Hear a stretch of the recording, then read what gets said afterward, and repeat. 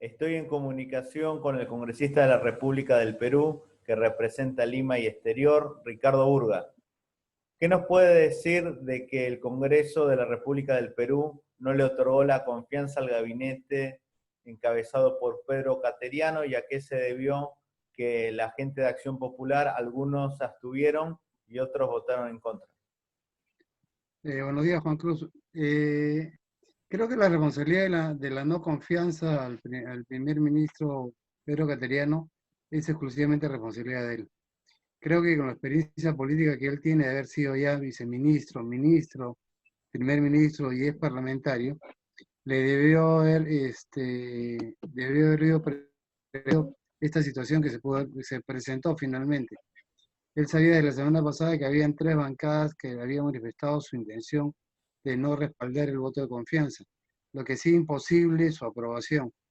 Entonces, con la experiencia de él hubiera solicitado tranquilamente la postergación de su presentación el día de ayer y hubiera podido tener días adicionales para poder conversar y tender puentes con aquellas bancadas que se habían adelantado su voto por la negación al voto de confianza. O sea, se podría Además, decir que no tuvo visión política Cateriano de prever esta situación que sucedió hoy. así es, yo creo que sí, ha habido una falta de visión política en su caso. Además, la presentación que él hizo el día de ayer fue una presentación que básicamente la resumió en un tema económico y no más bien en la lucha contra la pandemia. Él presentó una exposición de 46 páginas, de las cuales solamente 2 se referían a la lucha del COVID-19 y 26 páginas a la reactivación económica. Además, la presentación del primer ministro el día de ayer, o del ex primer ministro, fue una exposición que parecía más una presentación de un primer ministro que asumía el mandato de un nuevo quinquenio, no de aquel que salía y que O sea, solamente fue un le quedaba discurso exitista para su modo de ver. totalmente existista porque el primer cateriano solamente iba a tener 8 meses para poder ejecutar su plan de reactivación.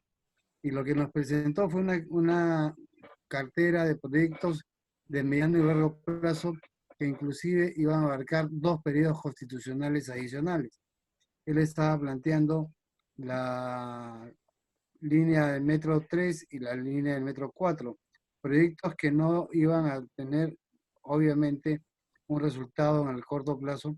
Y hoy día tienes que tener en cuenta que son 3 millones de peruanos que han perdido el empleo por el tema de COVID. Lo que está esperando la población básicamente es qué hacer y cómo lo ibas a hacer en más corto plazo para poder solucionar el problema económico de esos 3 millones de peruanos. Hoy día, O sea, se esperaban soluciones y no promesas. así es, básicamente así es, ¿no? Y en el tema de la pandemia, la propia ministra de Salud manifestó de que ya no existían recursos humanos y era muy difícil controlar la pandemia el día de hoy. Entonces, el discurso de hoy no convenció a la Representación Nacional y ¿Por qué por usted eso, se abstuvo y no votó en contra? porque nosotros creíamos que no era conveniente el país el voto en contra, sino la abstención significaba darle una mano al primer cateriano para que recomponga su discurso y recomponga su gabinete. Él ha llegado con 2 mochilas muy grandes a la presentación. Una del ministro de Educación que tenía ya El ministro este, Bustamante. interpela- una interpelación a cuestas y la ministra de Economía que Alba. así es que en los últimos días la misma prensa ha manifestado que tiene conflicto de intereses toda vez que su padre y su hermano han contratado con el Estado por más de $1,500,000. Entonces, esto no ha sido explicado tampoco por el primer ministro ni por la ministra de Economía. Entonces, esto ha ocasionado que muchas bancadas que inicialmente iban a votar por la extensión, lo que hubiera significado un paréntesis de algunos días para que recomponga su gabinete y pueda volver a presentar el voto de confianza, fue negativo totalmente. Entonces, hoy día, por más que las 2 primeras minorías, que son Acción Popular y APP, votaron a extensión, la mayoría votó por el voto en contra, ¿no? Y solamente hubieron 37 votos a favor del ministro Cateriano. ¿Qué opina de la frase del premier Pedro Cateriano, que dijo que la minería es una bendición para el Perú, y le salió al cruce la vocera del FREPAP, María Teresa Céspedes diciendo que la minería es una maldición ya que está contaminando y perjudicando a muchos pueblos del interior. Mire, la economía, No la minería. por eso, la minería, si bien es cierto, nosotros en el país tenemos 10 proyectos mineros que están paralizados desde que llegó Vizcarra al poder porque no tenía el manejo suficiente y en el tema del manejo de los problemas sociales. Podría ser un ingreso económico y una reactivación económica muy rápido porque es una inyección directamente a la vena y podría el PIB recuperarse el próximo año en 2 puntos o 2,5 puntos. Sin embargo, la convulsión social que se vive en el suelo del país impide que estos proyectos se realicen.